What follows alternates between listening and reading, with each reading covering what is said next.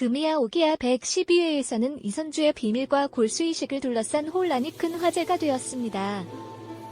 이번 에피소드에서 이선주가 그동안 비밀로 지켜온 인물의 정체가 밝혀져 시청자들은 놀라움과 의아함을 느끼게 되었습니다. 이전에는 백혈병으로 골수이식이 필요한 사람 중에서도 이선주가 그 주인공으로 주장되는 가운데 어떤 이들은 미국에 체류 중인 은상수의 와이프 이진주라고 주장하기도 했습니다. 그러나 이번 에피소드에서 병실 안에서 골수이식을 기다리던 인물이 이선주의 미국에서 나온 친딸이었음이 밝혀졌습니다. 이선주의 친딸이라는 사실은 이전 회차에서 잔디가 이선주의 방에서 곰돌이 인형을 발견한 것을 통해 거의 확실하게 드러났습니다. 그러나 이런 충격적인 사실에도 불구하고 이선주는 다른 자식을 살리기 위해 잔디의 골수를 채취하려는 계획을 세우고 있었습니다. 이선주는 잔디에게 자신이 미국에서 후원하는 아이가 아플 때라고 속여 설득하고 그럼에도 불구하고 순진한 잔디를 속이고 말았습니다. 이렇게 보면 이선주의 행동은 일일 드라마에서 가장 추악한 인물 중 하나로 보일 수 있습니다. 친딸은 초등학교에 입학하기도 전에 어린아이로 나타났고 이선주가 그녀를 제니라고 부르는 것을 보면 이선주의 미국에서의 생활과 가정 사정은 분명히 이전의 것과는 다를 것입니다.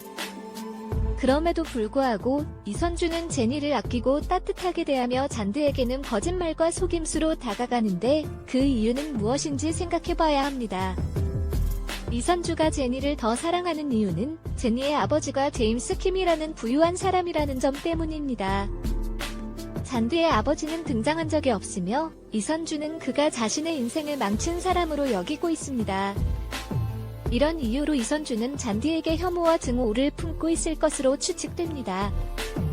물론 보통 사람들은 자신의 아이를 누구의 아이든지 동일하게 사랑할 것이라고 생각할 수 있지만 이선주의 특수한 상황과 성향을 고려하면 그녀의 행동이 어느 정도 이해될 수 있습니다.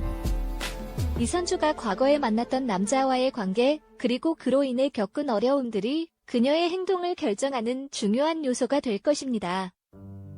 이선주가 제임스 킴이라는 남자를 만나고 제니를 가짐으로써 어떤 변화가 일어났는지, 그리고 잔디와의 관계에서 어떤 사건들이 펼쳐질지 이야기가 더욱 복잡해질 것으로 보입니다.